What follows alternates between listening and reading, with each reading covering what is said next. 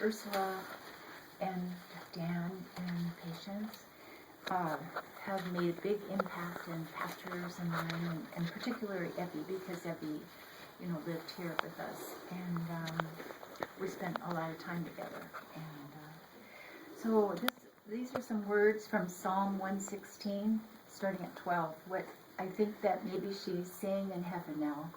How can I repay the Lord for all his goodness to me? I will lift up the cup of salvation and call on the name of the Lord. I will fulfill my vows to the Lord in the presence of all his people. Precious in the sight of the Lord is the death of his saints. O Lord, truly, I am your servant. I am your servant. You have freed me. I will fulfill my vows to the Lord in the presence of all his people in heaven. And then I'm going to continue, because she would preach to us. Sometimes she'd have us laughing, but sometimes she had us humbled on her knees. A story you hear from Matthew 13 about Jesus. Another story. God's kingdom is like a pine nut that a farmer plants. It is quite small as seeds go, but in the course of years it grows into a huge pine tree, and eagles build nests. Another story. God's kingdom is like yeast that a woman works into the dough for dozens of loaves of barley bread and waits while the dough rises. All Jesus did was tell stories, a long storytelling afternoon. His storytelling fulfilled the prophecy. And if you spend a lot of time with Patience, that's what she did. She told stories upon stories so that you could learn something from how you could see God through her life.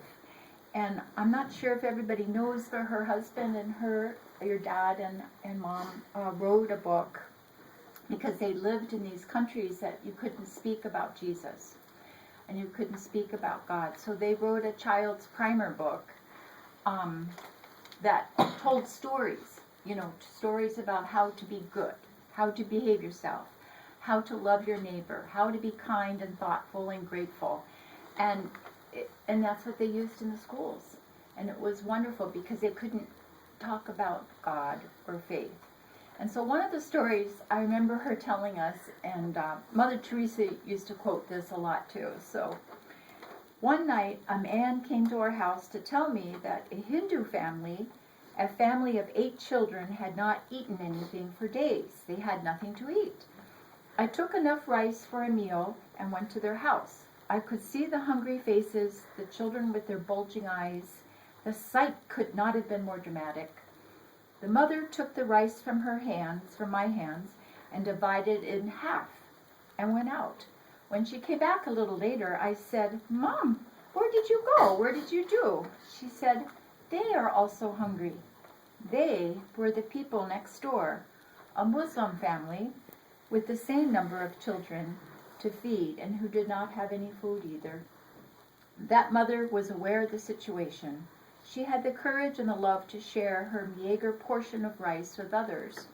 In spite of her circumstances, I think she felt very happy to share with her neighbors the little I had taken her. In order not to take away her happiness, I did not take her any more rice that night, but I took her some the following day. So I think one thing that Ursula's shared with me, and I think that I think of her, and it's from Hebrews. Oh, my dear Christian friends, companions in following this call to the heights, take a good hard look at Jesus. He's the centerpiece of everything we believe, faithful in everything God gave him to do. And that's my dear Patience too.